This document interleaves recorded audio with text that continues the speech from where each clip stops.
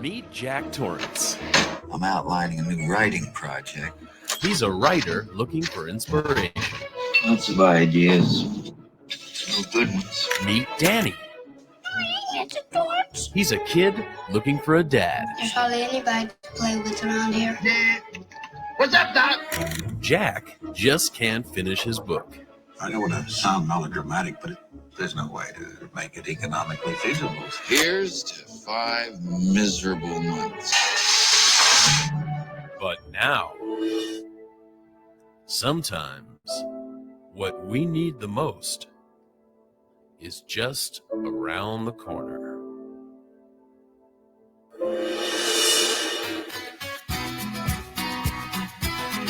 I'm your new foster father. I'd do anything. Climbing up on Salisbury Hill, I love it. I could see the city light. My heart going boom, boom, boom. Son, he said, grab your things, I've come to take you home. Shiny.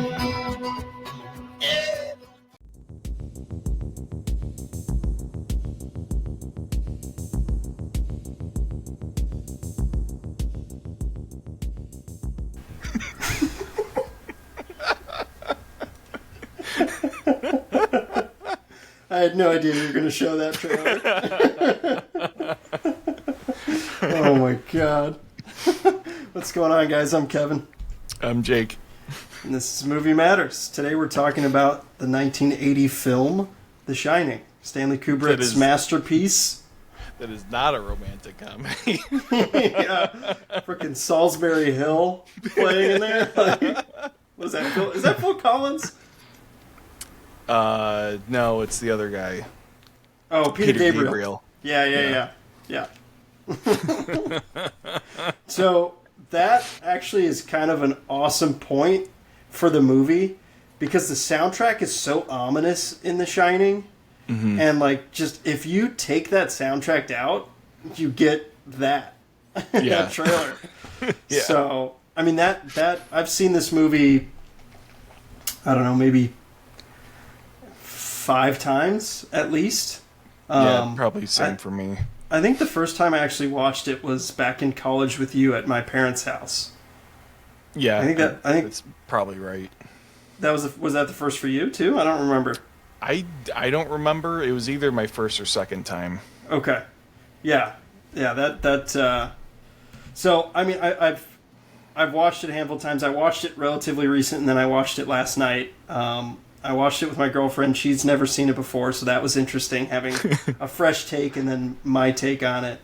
But the whole soundtrack is just so eerie and so good, and it's very horror-esque. My girlfriend was like, I asked her about the movie after, and she's like, yeah, I just feel paranoid and uneasy. She's like, it wasn't scary, but I just feel weird. And I was like, yeah, I mean, it's just, it puts you in a weird mood. The movie's obviously based on a Stephen King book, which is very popular. Have you read the book? Yeah. Okay. It's funny because the book, even though like the basic narrative is the same between the movie and the book, they're told extremely differently. And Stephen King is kind of notorious for hating this movie because he was not happy with the creative changes that Kubrick made. So I'm sure we'll talk about that more. Yeah, I think Kubrick and King were kind of in a rivalry, and because Kubrick was like, oh, his writing sucks, and I think that's kind of why Stephen King was like, oh, fuck you, Kubrick, you ruined the book, or the adaptation, if you will. But I mean, it is vastly different. I haven't read the book just for the record, but the movie's classic, and it's funny, there's a love-hate relationship with this movie. King being on one end of the spectrum, and I love the movie. it's regarded as a classic. It's regarded as a horror masterpiece. A lot of people, even other filmmakers like Brian De Palma, said that this movie isn't like Kubrick doesn't know how to make a horror movie, which is kind of funny. I don't think the movie's scary. Like, do you? No, I think it's not scary. There's maybe one or two times where you get a little bit of a jump scare, but I wouldn't even really call them jump scares. A lot of it's like images flashed on the screen that are kind of disturbing. But like overall, I think disturbing is the best way to describe this movie. Is like you're basically forced to watch the deterioration of a family, over the course of a very short amount of time. And like you said, the music and the way everyone acts in the movie just leave you very uneasy. And like I don't really know why, but every time I end up watching, like at the end of watching this movie, I just feel irritated, like like I'm channeling Jack Torrance a little bit. Sometimes it's like I don't know if it's just like the stress of the movie just like gets to me or what, but like it's disturbing and uncomfortable is the best way to describe it. Yeah, all work and no play make Jake a dull boy. Yeah. It is disturbing for sure. And the soundtrack really adds to that a lot. Like insane. Like it's so like I had my girlfriend like turning down the volume because it's like piercing. It's like it's very like ominous and just like very loud and in your face. But I like it. I mean, I think it's iconic. One of the interesting things about it is like the mix of like dialogue to music is very drastic. Like the music in the film is much louder than any of the dialogue is. Yes. And I think that's to try and kind of impose these feelings on you, because like you said, if you took out all of the music in the movie, it's much more benign, at least until Jack starts trying to kill everybody. But it's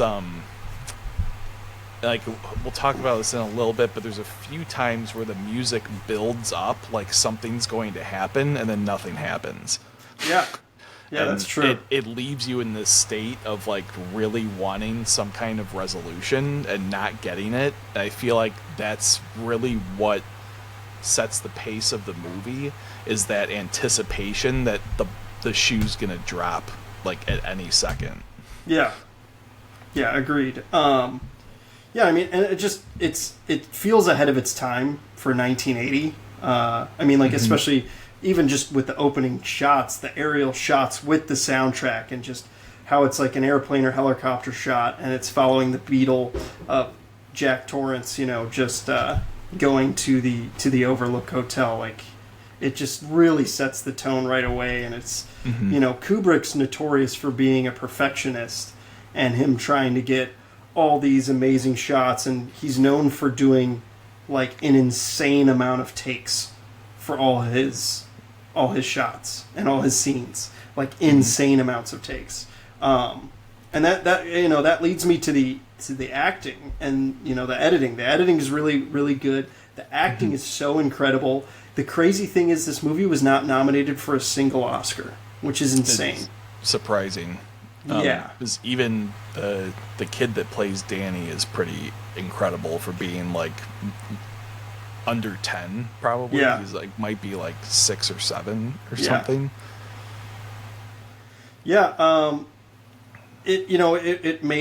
It was a hit when it came out, and it's obviously it's gotten more and more acclaim since. I mean, it's over 40 years old, which is crazy to think.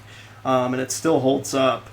But the acting that Kubrick pulls out of his his actors, Jack Nicholson and Shelley Duvall's character, is so good. And I think him doing the crazy amount of takes, I mean, he's known for the crazy amount of takes, but him deliberately doing it to, like, provoke them and get them so they're not happy and they're exhausted and they're worn out and, like, you know, overworked.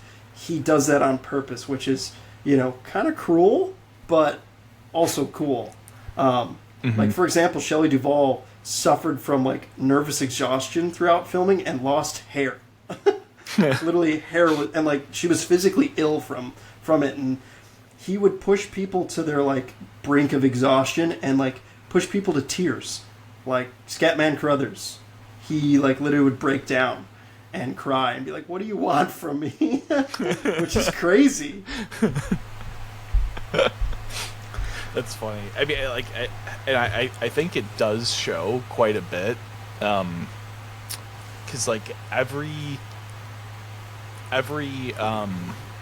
scene where there's conflict, it's, like, very raw, and, like, I feel like the real emotions kind of come through a bit, and, like, it seems like that's showing through, you know, the exhaustion, the like, anxiety of you know, performing or whatever.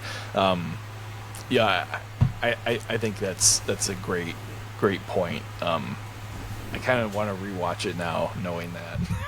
Oh, really? See if I can that's pick cool. stuff up like that. Yeah.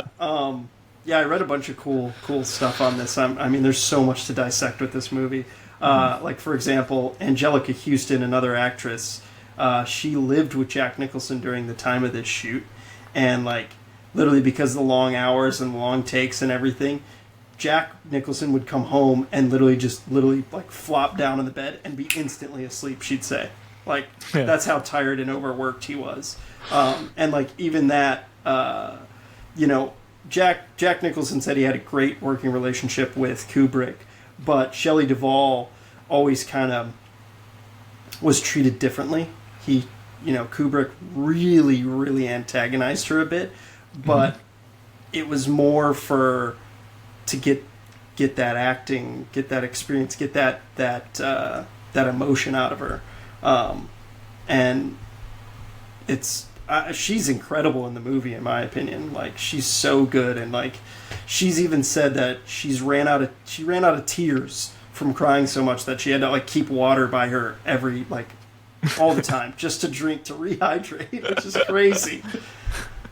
Like, I couldn't imagine that, not crying so much that you don't have enough tears. Like, you have no more tears. That's insane. That's insane. I thought I read somewhere that Kubrick wasn't thrilled with her being cast in the movie. Yeah, well, there's a lot of, I feel like, reports about how, like, even Stephen King didn't want Jack Nicholson as Jack. He wanted Jon Voight or someone who was more likable. He also didn't want Shelley Duvall's character because she was kind of a pushover, and he wanted King wrote Wendy's character as a kind of cheerleader, a blonde cheerleader that's, you know, happy-go-lucky. And, you know, again, Kubrick changed, like, a lot of things for this movie. Yeah. Like, we can probably just jump into some of those. Sure. Because, like, it is pretty stark, particularly in the characterization.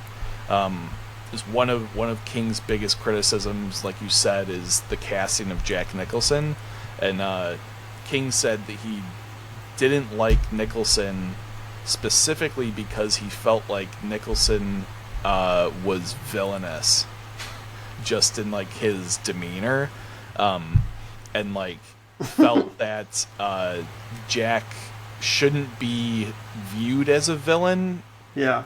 He should be more of, like, a tragic kind of character, which he is in the book to a large degree.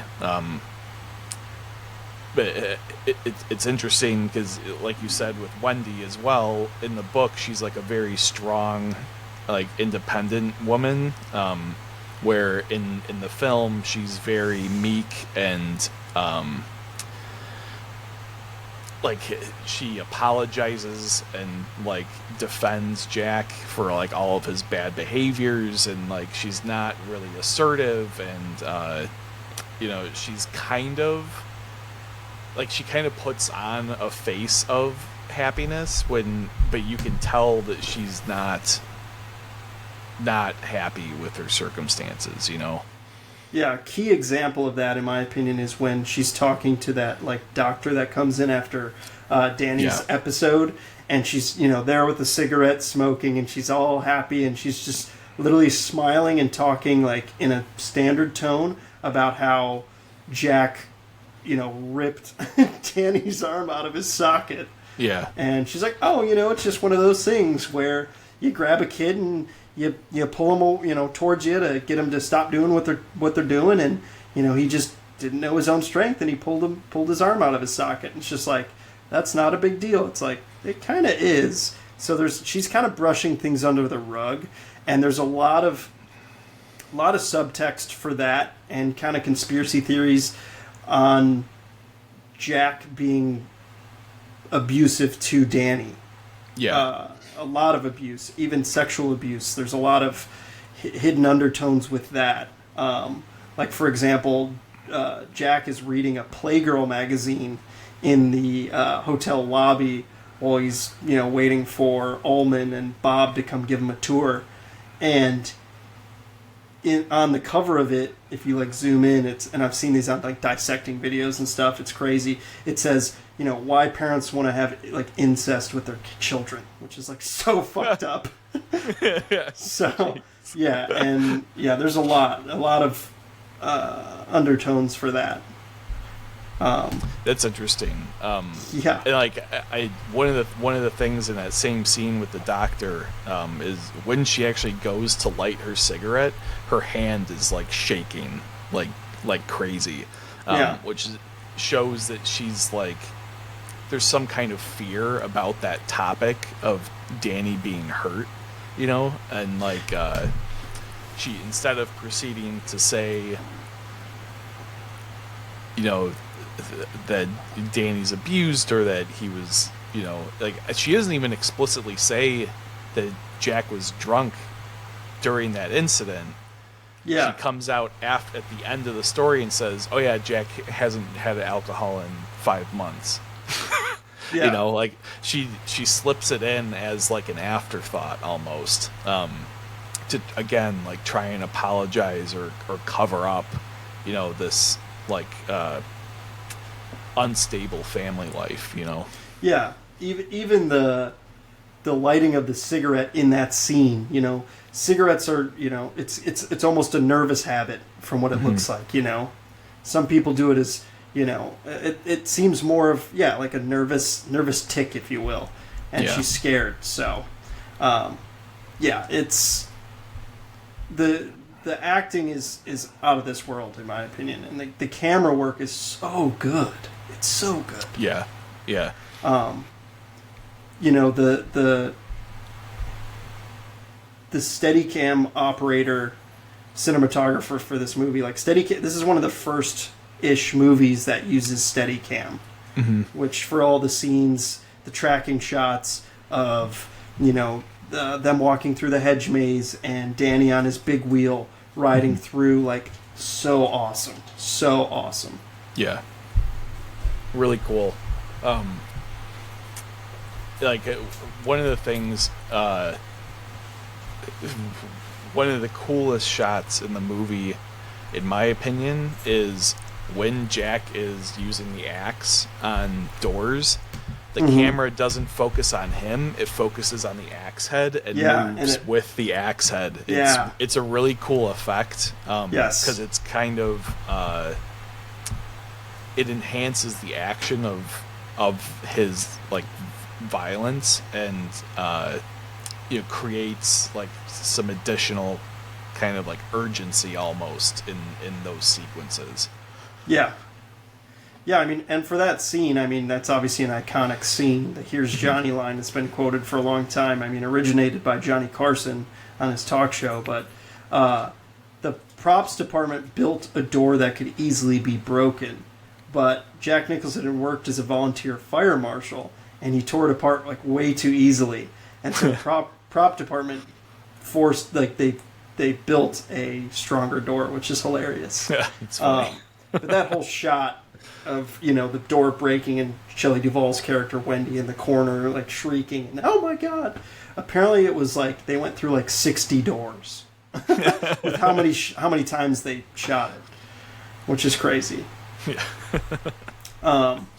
But my favorite shot is with the blood coming through the elevator doors. That is, like, insanely good. And what's crazy about that is, for a director that's known for doing an insane amount of takes and, hey, let's run that back and let's do that. Oh, that was good, let's keep going. He did it in 4 takes and that was it. Wow. Which, I mean, I get it from a logistical standpoint. That's probably not easy. A nightmare. Yeah. But still, like, that is so awesome. That shot. And just, you know, the gore factor is cool. You know, that's horror. Yeah.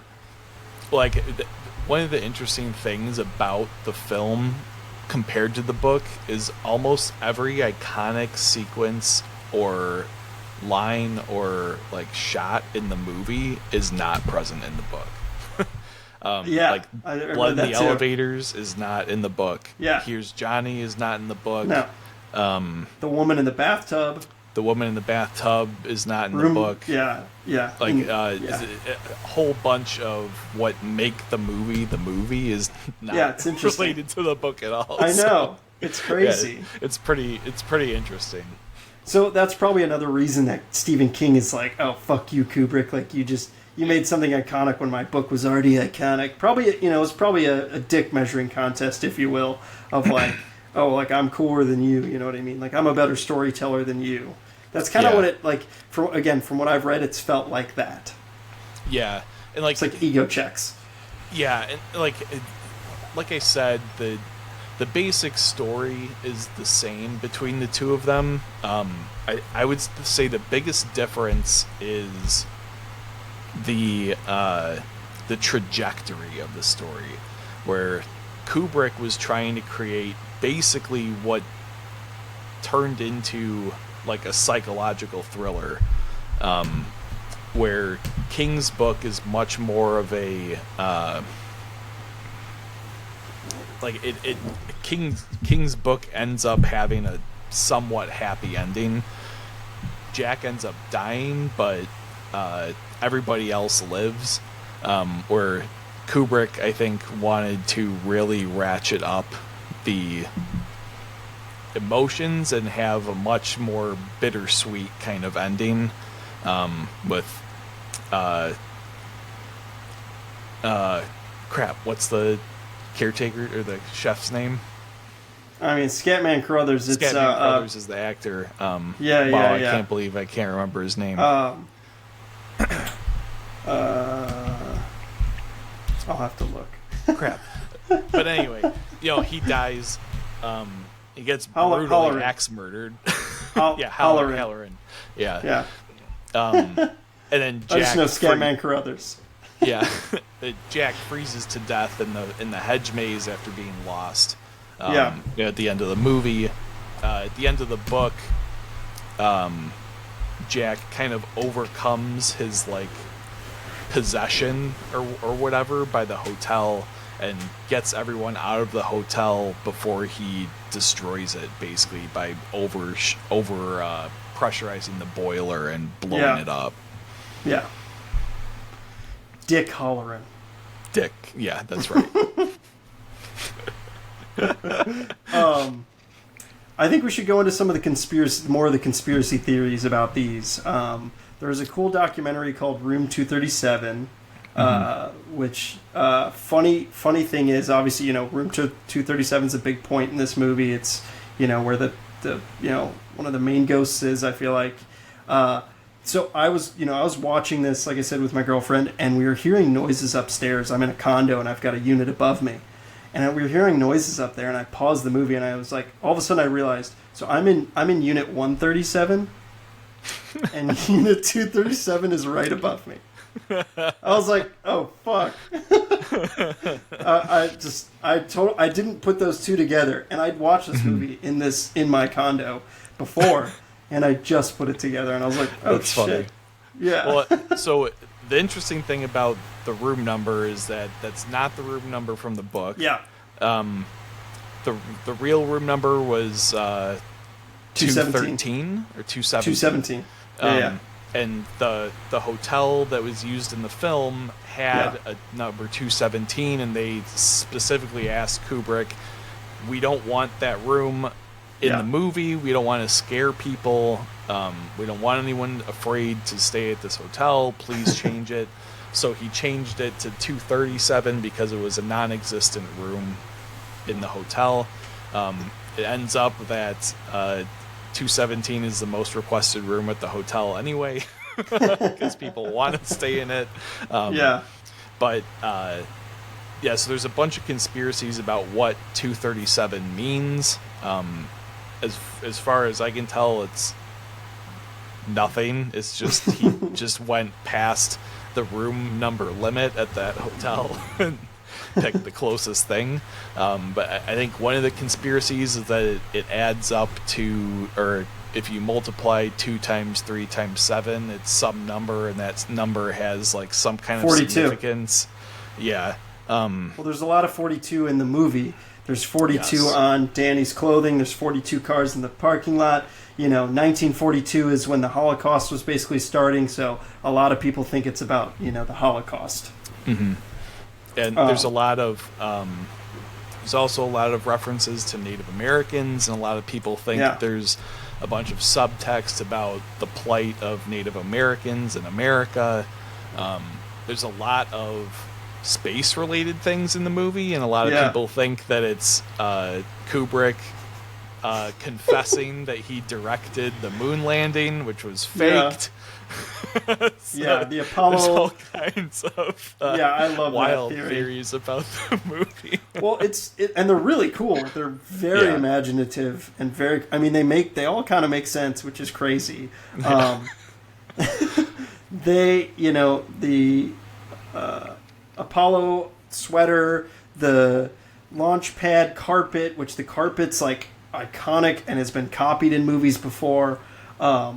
The whole architecture of the hotel is very interesting because, a lot of the tracking shots following Danny on his big wheel, the hotel makes zero sense. No, on purpose, because one of the things that actually my wife asked me was, where did they film this? And I was like, well, the exterior is a real place, but I believe every interior shot was sets. Yeah, it was shot in England. And Kubrick specifically had them design it so that it did not make sense in the footprint of that building, and that it creates this kind of again edge maze. Adds to that disturbing kind of factor that it shouldn't be possible for Danny to take 6 left turns on his on his bike and not go loop, It's like you're going crazy, so it's cool. It's a hedge maze, which is very big climax of the movie. Yeah. The set design is incredible, and what's funny is Kubrick even takes out random things in the shots. There's one shot looking at Wendy and Jack Nicholson, Jack's character. Where there's a chair behind him, and it in one shot, and then the next shot it's gone. It's so weird, and a lot of people dissect that. They're like, "Oh, it's his brain." He's slowly losing it. There's also, I notice a lot of things that have no power cords, like the lamp on his desk where he's typing has 0 power to it. I don't know how it's illuminated, which is very impressive. When Wendy and Danny are watching TV, there's no power cord. It's just sitting in the middle of the room. Don't know how they did that, but it's very bizarre. It's like ghost-like, which fits the theme. Yeah, that's one of the. Most of that is probably purposeful. Because I think it's all part of creating this, like, what really, it's like a almost like a nightmarish kind of fantasy inside the hotel, where nothing is really sensical or logical, and it kind of adds to that sense of like mental deterioration, that like none of this stuff really makes sense. Yeah. Well, what's cool is, and I had never really realized this until this viewing, is the movie really kind of walks you through everything in the beginning. It leaves the breadcrumbs, and I think that's a huge plot like device throughout the entire movie, is these little breadcrumbs. Like when they're getting the tour through the hotel, all these are going to be big set pieces and little areas that are going to be playing important factors in the movie. And even Wendy mentions, I got to leave breadcrumbs around so I know my way around this maze of a hotel. She even says that, like, verbatim. And, obviously there's a maze in the climax, which is hard to navigate.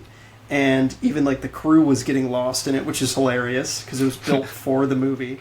But Danny, it's in the snow, and he's leaving his footprints, and that's his breadcrumbs. And then he stops and realizes, I'm leaving these breadcrumbs for Jack to find me and kill me. So he hides and, makes his footprints disappear, and then follows his own footsteps back, which are breadcrumbs, which is genius. It's so well done. Yeah. Yeah, that's actually a great point. I hadn't really considered that before, but that's spot on. Yeah, I had no idea until I watched it this time. And I literally, like, grabbed my phone and I was like, I gotta make this note. It's like, this is awesome. And, like, speaking of that, there's a lot of foreshadowing that comes with these breadcrumbs. And it's, that's how good horror movies are made, is a lot of foreshadowing. And it's not super on the nose, like a lot of campy horror movies. This is more serious and very subtle horror, which I like. Right, yeah, absolutely. That's like, so I want to kind of run my, it's not a theory, but what I noticed this time in watching it, I thought was pretty interesting, and I want to get your take on it. So the first time we see Jack, he's arriving at the hotel, waiting to be interviewed for the job. And he's like very like cheerful and charismatic. Like he's slightly like menacing's a little overbearing of a word. But like he seems fairly authentic throughout the interview, but immediately following the interview and the tour that they take him on, which I don't think they actually show, but he calls Wendy on the phone, and he starts getting irritated with her, like almost immediately after like arriving in the hotel and experiencing it, which I thought was interesting. And then obviously he's a little bit later, they're driving up the whole family up to the hotel, and like throughout that driving sequence, he's kind of just sitting there irritated with everyone, like, yeah, Danny, like, what the fuck do you want? Like, why are you bothering me? And like stuff like that. And then I think Wendy asks, isn't this where the Donner Party got lost? And he says, no, it was somewhere else. And Danny asks what the Donner Party was. And he, like, with kind of like an evil grin, tells him that they were these people that had to cannibalize each other. And he almost takes some like sick pleasure in telling him this like twisted story. And And then Danny says, Wendy gets upset, and she's like, why are you telling him this stuff? And Danny says, like, it's okay, I've heard about cannibals on TV. And Jack gets mad that Danny's, like, not impacted by his, like, sick story. He's like, oh, he saw it on TV. Like, you know, like, yeah.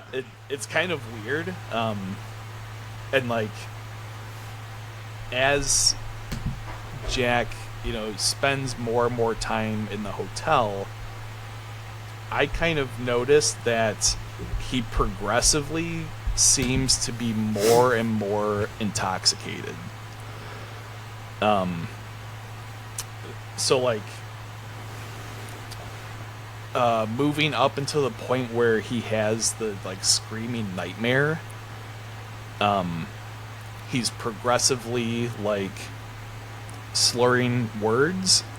He gets agitated, like, very quickly, and, like, isn't, I think that's the scene where, or part leading up to that nightmare is the scene where he's, like, sitting awake in the bedroom, and Danny walks up to him, and he's just, like, sitting there, like, petting Danny's head and being like, I would never do anything to you, Danny, I love you, and, like, that kind of, like, stuff. Which, the way he delivers it to me is almost like he's hammered, and, like, you know, like, it's weird to me. But it's not organic. No, right. It's like, it's very, like, it seems out of character, and, like, but anyway, so the nightmare scene where he wakes up screaming in the, like, great hall at his typewriter is almost like a flash of sobriety, where he's like, I had a dream that I killed you, and he's, like, scared to death, you know, that he had this dream about killing his family. But that's when Danny walks in after being attacked in room 237, and instantly, well, actually no, because Wendy takes Danny back to their room, comes and finds Jack, or that's when Jack goes to the bar for the first time. And imagines himself getting drunk. And that point is where, like, that moment of sobriety goes away, and he goes back into that, like, and I think from then on deteriorates further and further and further into being, like, in, like, almost a permanent state of, like, total inebriation. Yeah, and it all helped, like, it gets even further into kind of his intoxication, if you will, and his psychosis, when he's like, oh, I'd sell my soul to have a drink. Yeah. And then it's just like, okay, the hotel's like, I'm going to suck your life out of you, you know? Right. And, like, he, One really interesting thing that I picked up on watching it this time is when he's at the bar talking to Lloyd, the imaginary bartender.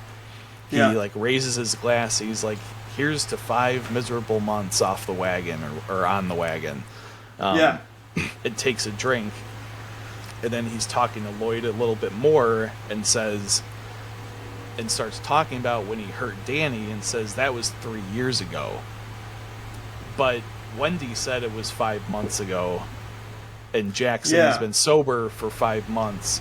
So it's a very interesting, like, time incongruity, or like, which I thought was interesting, and I'm certain that it was probably on purpose, to try and, like, mess with the timelines of things, because like, either he's not cognizant enough to remember you know what, like, the sequence of his life events, or everyone's lying about how long he's actually been drinking and hurting Danny, you know.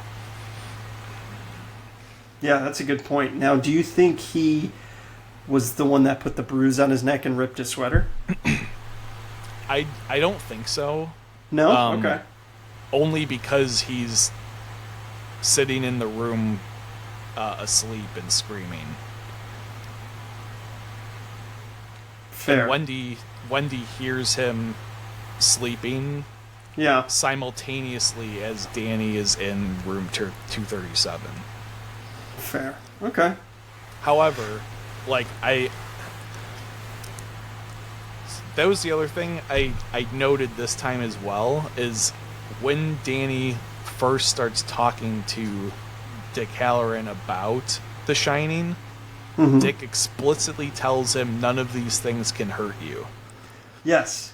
So that's actually a pretty good point, that ghost should not have been able to hurt Danny according to what Dick told him, unless Dick was not telling him the truth. But there's no reason to not believe what Dick is telling him. Yeah, so I do think that Jack abused him. And I think it's kind of abusive, and the whole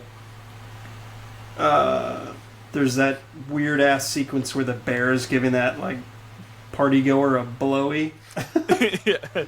Yeah. And the bear, like, people think that the bear is symbolizing Danny and having to like do sexual, like, get sexually abused basically. And there's all kinds of weird things and gross stuff. But yeah, like, the only thing about that theory that Jack is the one that attacks Danny in 237, I would believe that if Wendy didn't also see those ghosts. Because up till that point in the movie, Danny and Jack are the only ones that see ghosts in the hotel. Yes. And it's implied that Halloran does too. But nobody else in the movie ever talks about ghosts until Wendy sees that bear going down on that guy. So that's like that's a very stark departure from the book, where Wendy does not have any kind of paranormal experience in the hotel at all. It's only Jack and Danny, because Jack has the Shining ability as well.